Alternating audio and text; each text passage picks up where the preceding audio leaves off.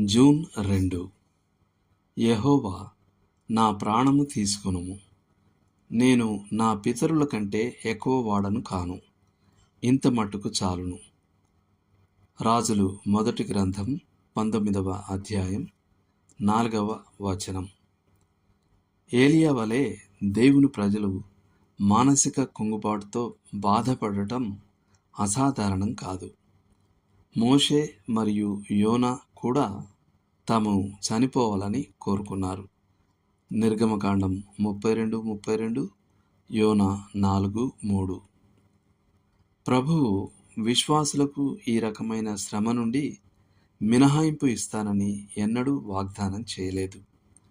అలాగే ఈ వ్యాధి ఉండటం ఖచ్చితంగా విశ్వాసం లేదా ఆత్మీయత లోపించిందని సూచించదు. ఇది మనలో ఎవరికైనా జరగవచ్చు. అది వచ్చినప్పుడు అది ఈ విధంగా ఉంటుంది. ఆయన తన వారిని ఎన్నడూ విడిచిపెట్టడని మీకు బాగా తెలిసినప్పటికీ దేవుడు మిమ్మల్ని విడిచిపెట్టడని మీరు భావిస్తారు. మీరు ఓదార్పు కోసం దేవుని వాక్యం యొద్దకు వెళ్తారు మరియు మీరెల్లప్పుడూ క్షమించరాని పాపం లేదా విశ్వాసభ్రష్టుని నిరాశాజనకమైన స్థితి గురించిన వాక్య భాగం వైపు మీ మనసును తిప్పుతారు. శస్త్రచికిత్స ద్వారా తొలగించలేని, మందుల ద్వారా నయం చేయలేని వ్యాధిని కలిగి ఉండటం అనే నిరాశను మీరు అనుభవిస్తారు.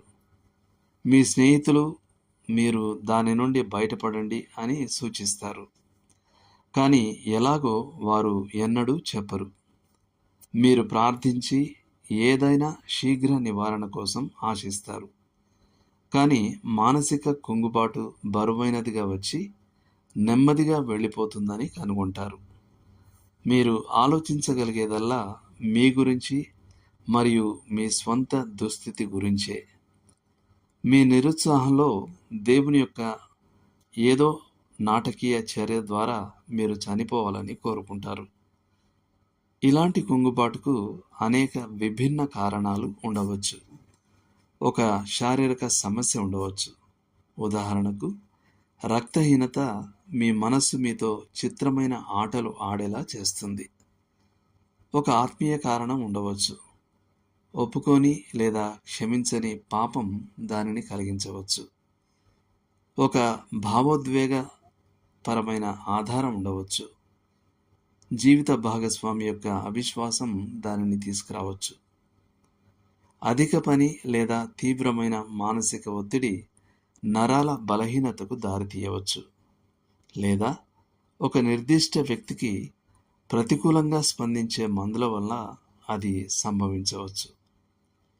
అలాంటి పరిస్థితుల్లో మనం ఏం చేయవచ్చు? మొదట ప్రార్థనలో దేవుని యొద్దకు వెళ్ళి ఆయన అద్భుతమైన ఉద్దేశాలను నెరవేర్చమని అడగండి. తెలిసిన పాపమంతటిని ఒప్పుకొని విడిచిపెట్టండి. మీకు అన్యాయం చేసిన వారిని క్షమించండి. ఆ తర్వాత సాధ్యమయ్యే కారణంగా ఏదైనా శారీరక వ్యాధిని నిర్ధారించుకోవడానికి పూర్తి వైద్య పరీక్ష చేయించుకోండి. అధిక పని, చింత, ఒత్తిడి మరియు మిమ్మల్ని ఇబ్బంది పెట్టగల మరేదైనా కారణాలను తొలగించడానికి కఠినమైన చర్యలు తీసుకోండి. క్రమమైన విశ్రాంతి, మంచి ఆహారం మరియు ఆరుబయట శారీరక శ్రమ ఇవన్నీ మంచి చికిత్సను అందిస్తాయి. అప్పటి నుండి మిమ్మల్ని మీరు నియంత్రించుకోవడం నేర్చుకోవాలి. మిమ్మల్ని మళ్ళీ పతనం అంచుకునేట్టగల మీపై ఉన్న బాధ్యతలకు వద్దు అని చెప్పడానికి ధైర్యం చేయాలి. దేవుడు మిమ్మల్ని దీవించునుగాక.